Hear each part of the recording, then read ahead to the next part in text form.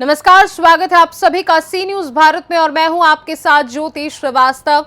वक्त हो चुका है उत्तर प्रदेश की बड़ी खबरों को जानने का। उत्तर प्रदेश में आज 9 विधानसभा सीटों पर मतगणना जारी है और उपचुनाव के नतीजे शाम तक आ जाएंगे। ऐसे में उत्तर प्रदेश में और क्या कुछ हो रहा है खास, आइए जानते हैं उत्तर प्रदेश बुलेटिन में। आजमगढ़ थाना कप्तानगंज क्षेत्र की रहने वाली युवती के साथ वाराणसी में तैनात आरक्षी द्वारा शादी का झांसा देकर दुष्कर्म किया गया, जिसकी गुहार लेकर पीड़िता थाना अध्यक्ष व पुलिस अधीक्षक हेमराज मीणा के दरबार पहुंची। पुलिस अधीक्षक ने आरक्षी की गिरफ्तारी के लिए पुलिस प्रशासन को सख्त निर्देश दिया। पुलिस ने तुरंत एक्टिविटी दिखाते हुए आरोपी आरक्षी को गिरफ्तार कर न्यायालय प्रस्तुत की, जिसका खुलासा प्रेस कॉन्फ्रेंस में पुलिस अधीक्षक ग्रामीण चिराग जैन ने किया। दिनांक 30 अक्टूबर 2024 को थाना कप्तानगंज पर एक पीड़िता ने आकर लिखित तहरीर दी, जिसमें बताया कि एक आरक्षी जो वाराणसी में तैनात है उसके द्वारा उस पीड़िता के साथ शादी का झांसा देकर दुष्कर्म करने की घटना कारित की गई है। इस सूचना पर थाना कप्तानगंज पर तत्काल मुकदमा पंजीकृत कराया गया। विवेचना एवं साक्ष्य संकलन के क्रम में दिनांक 22 नवंबर 2024 को आरक्षी को पकड़ा गया है और उसको माननीय न्यायालय से रिमांड प्राप्त कर जेल भेजा जा रहा है। आगे की साक्ष्य संकलन एवं विधिक कार्रवाई की जा रही है। जो भी तथ्य आगे प्रकाश में आएंगे उनके आधार पर आगे की कानूनी कार्रवाई की जाएगी। आजमगढ़ से सी न्यूज संवाददाता सीबी भास्कर की रिपोर्ट। जनपद बदायूं की जिलाधिकारी निधि श्रीवास्तव की पहल पर शनिवार को भगवान परशुराम चौक पर नेकी की दीवार का उद्घाटन जिलाधिकारी द्वारा फीता काट कर किया गया। उन्होंने बताया कि जाड़े का मौसम प्रारंभ हो चुका है, इसलिए गरीबों व जरूरतमंदों को जाड़े के कपड़े निःशुल्क उपलब्ध हों, इसके लिए ये पहल की गई है। उन्होंने बताया कि कोई भी जरूरतमंद यहां आकर अपने साइज के कपड़े निःशुल्क ले सकते हैं। उन्होंने जनपद वासियों से अपील की है कि वो ऐसे कपड़े जिनका वो प्रयोग नहीं कर रहे हैं, नए कपड़े इस नेकी की दीवार में जरूरतमंदों व गरीबों के लिए दान कर सकते हैं, जिसका सीधा लाभ गरीब व जरूरतमंदों को मिलेगा। उन्होंने कहा कि नेकी का ये काम गरीबों व जरूरतमंदों के चेहरे पर मुस्कान लाने का काम करेगा। उन्होंने कहा कि प्रदेश सरकार भी इसी उद्देश्य के साथ कार्य कर रही है। बताया कि जाड़े के मौसम के दृष्टिगत गरीबों व जरूरतमंदों को निःशुल्क कंबल का वितरण भी कराया जाएगा।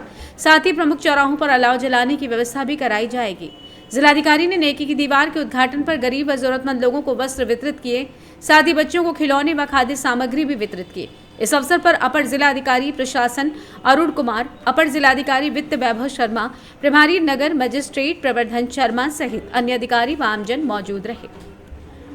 बदायूं से सी न्यूज संवाददाता आकाश तोमर की रिपोर्ट। आपको बता दें, पूरा मामला जनपद बदायूं के कोतवाली बिसौली नगर से सटे डी पॉल स्कूल का है। यहां 8th क्लास की बच्ची बेहोश होकर जमीन पर गिर गई, लेकिन स्कूल प्रशासन अपनी अव्यवस्थाओं में इतना लीन हो गया कि 1 घंटे तक बच्ची स्कूल में बेहोश पड़ी रही। तभी बच्ची को बेहोशी की हालत में देखकर स्कूल के छात्रों ने उसे बिसौली नगर के एक प्राइवेट अस्पताल में भर्ती करा दिया, लेकिन स्कूल प्रशासन ने बच्ची को इलाज कराना उचित नहीं समझा। सूचना मिलने पर बच्चे के माता पिता अस्पताल पहुंचे और स्कूल प्रशासन पर एक बड़ी लापरवाही का आरोप लगाया है। वहीं इस संबंध में मीडिया कर्मियों द्वारा डी पॉल स्कूल के प्रिंसिपल से उनका पक्ष जानना चाहा तो कैमरे से बचती नजर आई। तभी उन्होंने उत्तर प्रदेश के मुख्यमंत्री के पीए से बात करने को कहकर एक पत्रकार का नंबर मांगा कि मैं आपके मुख्यमंत्री के पीए से बात कराती हूँ। अब ऐसे में सवाल ये उठता है कि अक्सर चर्चाओं में रहने वाला डी पॉल स्कूल प्रशासन अपनी खामियों और लापरवाही पर पर्दा डालने के लिए मुख्यमंत्री के पीए का सहारा लेना छात्र छात्राओं के लिए उचित है, ये अपने आप में एक बड़ा सवाल है। गौरव सिंह नगला सरे बरौलिया का रहने वाला हूँ और मेरी बेटी जो है डी पॉल स्कूल में पढ़ती है 8th क्लास में। वो स्कूल में साहब बेहोश हो गई थी और स्कूल का कोई भी स्टाफ उसको लेके नहीं आया। 2 बच्चे लेके आए थे उसको स्कूल के। फिर मैं यहाँ से खेत पे था 20 किलोमीटर दूर, वहां से मुझे फोन आया बच्चों का कि ऐसे ऐसे बेहोश हो गई है। मैं भाग के आया, जितनी स्पीड थी मोटरसाइकिल में मैंने खींच दी। मैंने ना एक्सीडेंट की परवाह करी। बच्ची का सवाल है, डॉक्टर साहब मनोज माहेश्वरी जी के हॉस्पिटल पे इसका इलाज हो रहा है। उसके बाद कोई भी स्टाफ इसको देखने तक भी नहीं आया। कौन किसका स्टाफ? स्कूल डी पॉल का, ना कोई शिक्षक, ना कोई 4th क्लास का कर्मचारी, और 2-3 लड़कियां और भी बेहोश हुई हैं। अच्छा, किसने भर्ती कराया फिर उसको यहाँ पे? बच्चे आए थे, एक तो एक बेटा है, ये देखो स्कूल का ही बच्चा है। ये लेके आए थे। तो कहीं शिकायत की? ये ले आए, कहीं शिकायत की? अब हम तो साहब सुनी नहीं जाती है, शिकायत कहाँ करें। नहीं तो करना चाहिए ना। अभी अभी आपको आप लोगों के सामने मीडिया जो है हमारी, इनके सामने रखेंगे अपने विचार, जहाँ तक वो हमारी मदद करना। शिकायत दो ना। और ये सब किसी की मतलब शिकायत का निस्तारण ही नहीं करते। अच्छा, कहीं शिकायत करेंगे नहीं करेंगे? हाँ बिल्कुल करेंगे। जिलाधिकारी महोदय, एसडीएम महोदय। बदायूं से सी न्यूज संवाददाता प्रताप ठाकुर की रिपोर्ट। डिंपल यादव ने कहा कि उम्मीद थी कि 5 से 6 सीटें जीतने की, लेकिन जिस तरीके से उत्तर प्रदेश में प्रशासन द्वारा तांडव खेला गया, जहां गोलियां पिस्टल दिखाई गई, मतदाताओं को डंडे चलाए गए, जहां भारतीय जनता पार्टी के लोगों को खुली छूट दे रखी थी कि वो जगह जगह घूम सकें और बूथ कैप्चरिंग कर सकें। प्रशासन का केवल एक और ध्यान था कि समाजवादी पार्टी के वोट बूथ पर ना पड़ पाए, जिसके कारण वोट प्रतिशत गिरा है। इससे कहीं ना कहीं हमारा रिजल्ट नीचे गिरा है। बता दें कि मैं केशव प्रसाद मौर्य की समाजवादी बनी समाप्तवादी पार्टी वाले बयान पर बोली डिंपल यादव कि मैं कहती हूं कि जातिगत जनगणना कराएं, जो नौकरियां नहीं मिल पा रही हैं, युवाओं को आरक्षण नहीं मिल पा रहा है, जिस तरीके से निजीकरण की बातें पूरे प्रदेश में चल रही है, अगर इन चीज़ों पर ध्यान दें तो शायद उनके लिए एक अच्छा मैसेज जाएगा। वहीं इटावा के निकट करहल और सीसामऊ के प्रत्याशियों की जीत पर डिंपल यादव ने दी बधाई। वहीं उत्तर प्रदेश में समाजवादी पार्टी को 9 विधानसभा सीटों के उपचुनाव में 5 से 6 सीटों पर जीत की उम्मीद थी, लेकिन जिस तरीके से प्रशासन ने रवैया दिखाया पूरे चुनाव में, और जहां कहा जाता है कि डांस ऑफ डेमोक्रेसी सब टाइटल आते थे अखबारों में, लेकिन यहां पर गन ऑफ डेमोक्रेसी का रवैया प्रशासन का देखने को मिला। चुनाव को लेकर आज मतगणना जारी है, तो किस तरीके के रुझान सामने आ रहे हैं? जिस तरीके से रुझान आ रहे हैं, किस तरीके से सीटें आ रही हैं? नहीं, हम लोग को उम्मीद थी कि हम कम से कम 5 सीटें जीतेंगे, और लेकिन पर जिस तरह का माहौल देखा गया पूरे उत्तर प्रदेश में, और जिस तरह का जो तांडव खेला गया यहाँ पे प्रशासन द्वारा, जहाँ गोलियाँ दिखाई, जहाँ पिस्टल दिखाई गई मतदाताओं को, जहाँ डंडे चलाए गए, जहाँ भारतीय जनता पार्टी के लोगों को खुला छूट दी रखी थी कि वो मतदान वाले दिन घूम सके और एक तरह से बूथ कैप्चरिंग कर सके, और एक तरह से जहाँ प्रशासन का एक वन पॉइंट उनका कंसंट्रेशन इस बात पे था कि समाजवादी पार्टी के वोट बूथ में पूरे ना पड़ पाए, जिससे कि वोट प्रतिशत गिरा है। तो मैं समझती हूँ इससे कहीं ना कहीं हमारे रिजल्ट्स में नीचे आए हैं। रुझानों के बाद केशव प्रसाद मौर्य का एक बयान आ रहा है कि समाजवादी पार्टी अब समाप्तवादी पार्टी बनती जा रही है, तो क्या तो मैं तो यही कहूँगी उनसे कि आप जातिगत जनगणना कराएं, और जो नौकरियां हैं जो नहीं मिल पा रही हमारे युवा साथियों को, जो आरक्षण है जो नहीं मिल पा रहा है, जहां निजीकरण की बातें आज चल रही हैं पूरे प्रदेश में,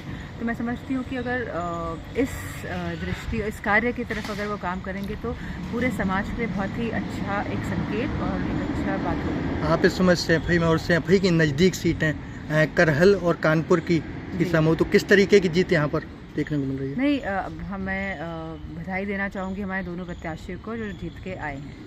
तो लगभग 9 में से कितनी सीटें जीत कर आ रही है समाजवादी पार्टी? मैं समझती हूँ हमारा आकलन था 5 या 6 जीत लेंगे, लेकिन जिस तरह पूरा प्रशासन और शासन का जो रवैया रहा है पूरे इस चुनाव में, और जहाँ कहा जाता है डांस ऑफ डेमोक्रेसी, जब अखबारों में इस तरह के सब टाइटल से अखबार में आता था जब भी चुनाव होते, तो अब ये गन ऑफ डेमोक्रेसी, जिस तरह से गन्स दिखाई गई मतदाताओं को, जिस तरह से लाठियाँ चलाई गई, जिस तरह से प्रशासन का पूरा रवैया रहा, तो मैं समझती हूँ कहीं ना कहीं इसका खामियाजा समाजवादी पार्टी को भुगतना पड़ा है। लेकिन कोई बात नहीं, इसके बावजूद भी समाजवादी पार्टी का परफॉर्मेंस अच्छा रहा है, और आने वाले समय में ये और बढ़ चढ़ के हम अच्छा परफॉर्मेंस करने के हमें पूरी, हम इस बात की 100% हम संतुष्ट हैं कि समाजवादी पार्टी का परफॉर्मेंस अच्छा रहा है। इटावा से सी न्यूज संवाददाता असित यादव सनी की रिपोर्ट। मामला शहर कोतवाली क्षेत्र के नेहरू नगर में बने फिनिक्स अस्पताल का है, जहां पर बीती रात महाराजगंज से एक मरीज को लेकर उसके बड़े भाई रामकिशोर साहू पहुंचते हैं। फिनिक्स अस्पताल में उनसे 40,000 रुपए जमा करवाए जाते हैं। रामकिशोर साहू का आरोप है कि उनका भाई लेकिन अस्पताल के लोग जबरन उसका इलाज कर रहे थे। सुबह जब परिजनों ने जबरदस्ती मरीज को देखा तो मरीज की जान निकल चुकी थी। इसके बाद उन्होंने हंगामा शुरू किया। परिजनों का आरोप है कि एम्बुलेंस चालक अपने कमीशन खोरी के चक्कर में इस तरह के अस्पताल से मिलकर भर्ती करा देते हैं और अस्पताल के लोग अपना पैसा बनाने के लिए बिना जाने समझे इलाज शुरू कर देते हैं, जिसका खामियाजा मरीज और उसके परिजन को भुगतना पड़ता है। फिलहाल रायबरेली में आए दिन इस तरह के कारनामे उजागर होते रहते हैं, लेकिन स्वास्थ्य महकमा और प्रशासन दोनों ही खामोश है। आइए जानते हैं इस विषय में मृतक का भाई रामकिशोर साहू एवं अनिल साहू का क्या कुछ कहना था। मैं आपका अनिल साहू। कहाँ के रहने वाले? सनका मऊ। थाना कौन सा है? गुरबकासगंज। क्या समस्या है, क्या हुआ? समस्या ये है कि हमको हमारे भाई ने फ़ोन किया है, हमने आए 10 बजे करीब में, हमने देखा बॉडी को वो ऑक्सीजन लगा हुआ था। जाके मरीज के पास गए तो देखा पलटी कर दिया है। पलटी करने के बाद हमने डॉक्टर से बोला कि डॉक्टर साहब पलटी कर दिया, इसका ऑक्सीजन हटाइए। हटाए उसके बाद उसके नलकी चला के पूरे फेफड़े में वो कर दिया प्रेशर से, और उसके बाद उसकी जीभ बाहर निकल आई। हमने देखा अपनी आँखों से, तब भी इन्होंने अंदर किया और देखा कि बॉडी डेड हो चुकी, तब भी इन्होंने हमसे नहीं बताया, सब लोगों को खेत के बाहर कर दिया। पूरा डिपार्ट लगा था। हमने बताया और उसके बाद हमने पुलिस को सूचना दी बॉडी को। इसने कहा हमने बाहर को रिफेर कर रहे हैं, एम्स ले जाइए। एम्स ले जाने के लिए हमने लखनऊ को तैयारी किया, 4000 पे गाड़ी मंगाया। एम्स ले जाने की तैयारी किया, बॉडी इन्होंने नीचे उतारा, तभी हमने देखा कि बॉडी डेड हो चुकी, अब एम्स को भेज रहे हैं। तो बोला कि नहीं एम्स ले जाइए। हमने कहा ये बॉडी डेड हो चुकी है, हम कल ले जाएंगे। जो यहाँ लेके आया था एम्बुलेंस वाला, उसका नाम जानते हैं? नहीं, उसका नाम तभी हमने नहीं रहे थे, हमको सभी सुबह पुलिस सूचना को मिली। सूचना दिया? पुलिस को हमने 112 फ़ोन किया, पुलिस ने आई। उसके बाद दरोगा साहब आए। क्या चाहते हैं आप? हमारा इसने पैसा गुमराह बना के लूटा है। सुबह 10:30 बजे दवा इन्होंने 21,000 की ली। क्या मांग कर रहे हैं आप?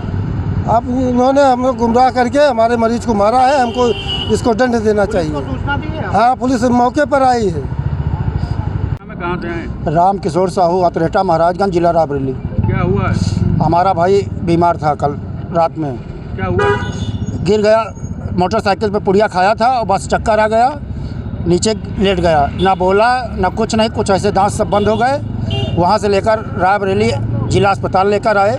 डॉक्टर साहब ने लिखा उस पर यम्स गए, यम्स में एसीओ खाली नहीं थे।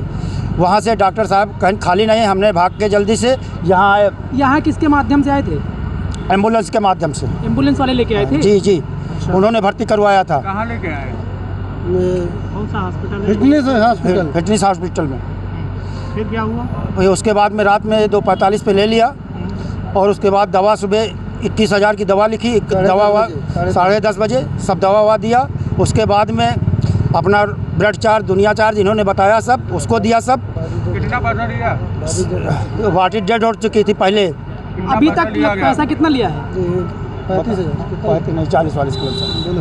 40,000 रुपये तक खर्च किया। आपको बताया कब इन्होंने कि डेड हो गया? डेट अभी बताया है, अभी इसी वक्त आधा घंटा 1 घंटा पहले बताया भी नहीं है। बताया नहीं, फिर रिफर कर रहे थे कि यम्स लेके जल्दी जाओ। तो आपको कैसे पता? हमको यहाँ हमने जब यहाँ देखा अपने भाई को जैसे टोया तो अपने कहा भाई हमारा नहीं है। 10:30 बजे डेड हो चुका आपको था। बताया नहीं था? नहीं बताया, अभी तक नहीं बताया है।